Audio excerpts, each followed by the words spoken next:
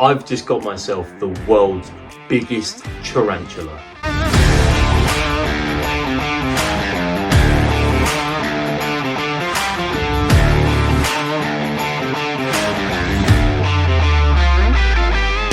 Hello and welcome to Elliot's Exotics. My name's Jack, and if you like videos on tarantulas, snakes and more, please consider subscribing to the channel and liking the video.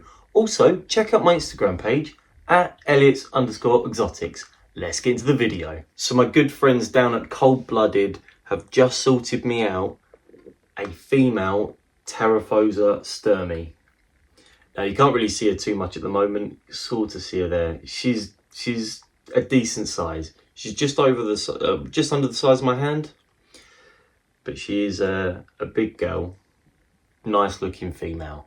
So I'm not going to get her out now because she's quite scatty. So what we're going to do is we're going to sort out her enclosure and then we're going to get her in. So I'm going to put you into this angle here just so you can see what I'm doing a bit better than seeing my face. What we've got here is we've got a 90 by 45 by 30 enclosure.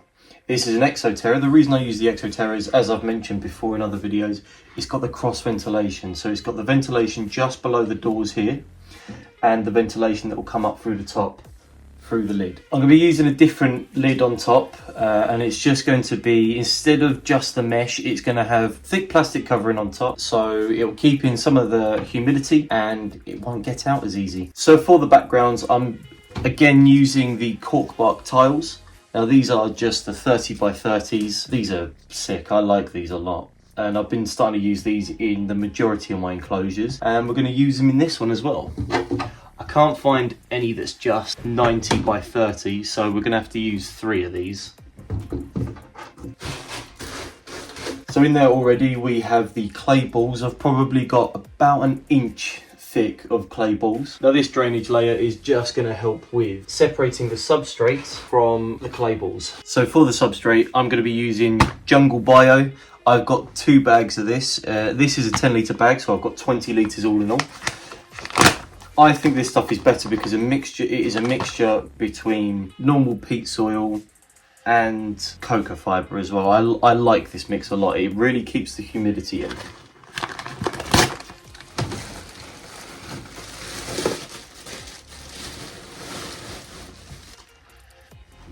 It is a big enclosure, but there's lots of things I do want to stick in here, so it really makes it jungly.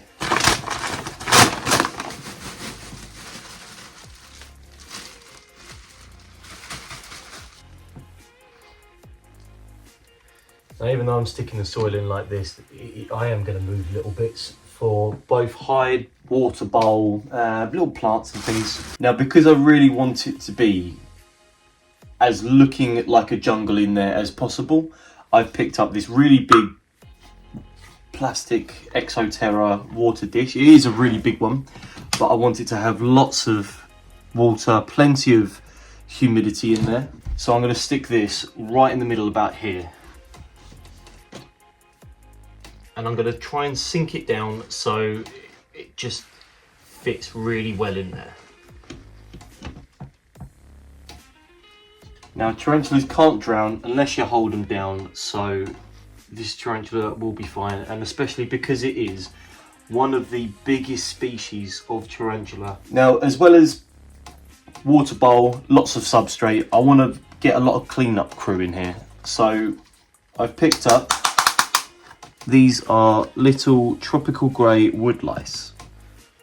Now these are going to really help, you know, any mould, anything like that is really going to help. So I've got 2 tubs of that, so we're going to stick one side and one the other side. Push them around a bit. Wood lice on the floor. Oh, it's all going wrong. Oh, no, missed. I'm struggling with wood lice here. How's it going to be with a tea stirmi? Right, in. Right, 1. Now I've got, oh, they've got out. Perfect. Move away from the vents, please. As I was saying, as well as the ice pods, we also have springtails. Springtails are essential to a cleanup crew. So I've got 2 tubs, so we're gonna stick one this side, and it's got some cork or some rotting bark wood as well in there. So that's going to help with just giving it some good looks as well. I'm going to stick this one at the back here. Also, I have a little tub full, packed to the brim with springtails. You can see all them little white dots are all springtails. I've got a few isopods in there as well. Now, this is from a little collection that I have back in my tarantula room. So we're going to stick all this side. So what we're going to do is we're going to spray it all down. After putting all the soil in, the springtails, the isopods, all of the cleanup crew, now we're going to stick in, before I stick in the moss, we're going to stick in this first. I'm going to cut this down to size. This is going to be its hide, and I'm going to try and stick it in this corner so it's sort of pointing towards us so we can see inside it. So now I've cut it down to size, I've kind of bust it a bit, but we're going to hope that it doesn't notice. So we're going to stick it in this corner, nice and snug. Move some of this out so it just has a little place to go and hide. When they're juvenile and slings, they will bury. They are optimistic burrowers. So that means if they can, they will.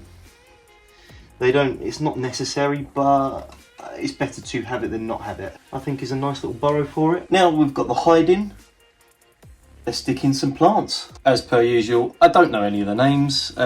We've got this one, that looks kind of pretty. Cover it out with soil. So I've just found the little name for this. Guzmania. That'll do. Looks alright there. So I've just had a think, where we've got this massive plant, I'm going to move this little red plant, whatever this thing is. Do you know what? We'll put it to one side for the moment. I want to make this corner very jungly. Same thing again, tease the roots out if we can. Oh, that is all roots. We won't tease the roots out on that one. What we do is we just chuck it in there. I'll have to chop some of these plants down a bit. What I do have as well, that I wanted to stick in this, for this next plant, is I've got these little shelf brackets where you kind of stick it to the wall, put the shelf on top. But what I'm going to do is I'm going to tuck it behind here. The reason I'm going to do this, see if I can make the vines catch onto this and try and lay it on top, and I'm hoping that it will keep up there so they'll kind of like hang down vines in a way. Big thick plant because the tarantula is going to get really big and stumble all over them, so I'm looking for the things that are going to be really thick, really big, and I'm hoping these will just catch on and just make everything flow out. So between here, what we're going to stick is this one. All these flowers and plants are going to shoot up. This one is going to go along the ground, so it's really going to make the floor jungly, I hope. Now we're going to stick in some of the moss. If some of you have seen some of my other videos, you'll know that this stuff does go really bright green, and this is just going to hold that humidity as well. Now for a few more little accessories that I do want to stick in there. I know there is a lot of big YouTubers that do not like them, but I think it will look good in this, and that is plastic skull. Now I know loads of you are probably looking going, oh no, please don't stick any of those in. I feel like this is going to work. Now to make it look good, I've got a few ideas. I want to have them buried down so they just stick out, so I'm going to have to saw this in half. But it's okay, because I've not just got one, I've got two. I've never sawed one of these ever. I don't know if this is going to make my saw blunt, if it's just going to completely snap, or if it's even going to cut at all. But I do these things so you guys don't have to. 3 days later. Probably about 45 minutes just to get this little piece off. I've decided not to cut this one. What I'm thinking is sticking something like this around here, just so it looks like it's been used, if you know what I mean. What? It's been used. It looks like a victim. It's not because it's stupid, it's just the No, way no, you no, said no, it. I understand. It's just No, I understand, innit? I understand, innit? Can't wait to see this on the playback because it's still running. Oh shit. Grow up. I will turn this enclosure around. So, as well as sticking this one at the front of its burrow to make it look quite big, quite intimidating, I'm also thinking of sticking this one uncut because it takes ages. I'm thinking of sticking this in the corner and have this vine poke right out because I'm hoping it is going to have more vines that grow off this and it's really going to keep it in there. Something like that. I think that works. I'm really liking this enclosure so far. I think what I'm going to do, give the plants a little water, cut some of these bits down because I think this is way too big unless it just folds over like that. Might do, see how it looks. I'm going to give everything water.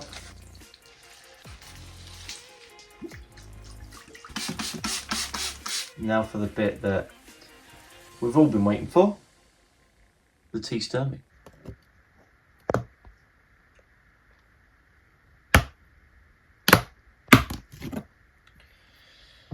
As you see, she's not absolutely massive, but she will get a hell of a lot bigger. I've been told she's quite used to kicking hairs at the moment. So this could go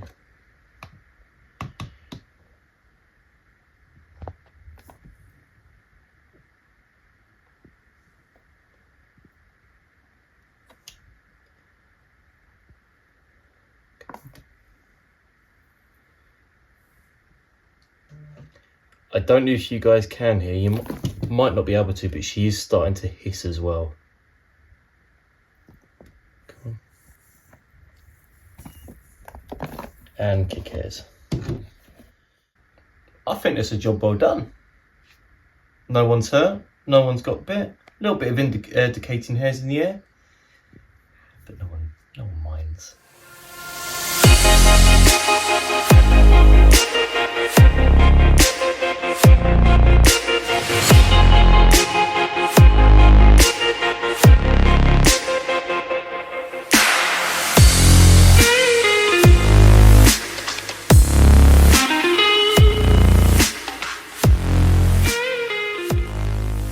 Anyway guys, that's the end of the video. I really hope you've enjoyed this one. I really hope you've enjoyed the enclosure.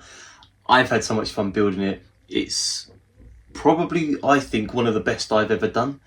And I really hope it all starts to flower a lot better. Colours start to really pop. Starts to really look jungly and give it that feel. And I hope the tea stirmi loves it as well. I'm so happy I've got it. I'm so happy. Please let me know down in the comments what you thought of the video. It really does mean a lot when you guys tell me what you think. Tell me, is this something that you've got? Is this something that you would have? How would you do your enclosure? Let me know how you've done your enclosure. As always guys, if you like the video, give it a thumbs up, subscribe to the channel, and I'll see you in the next one.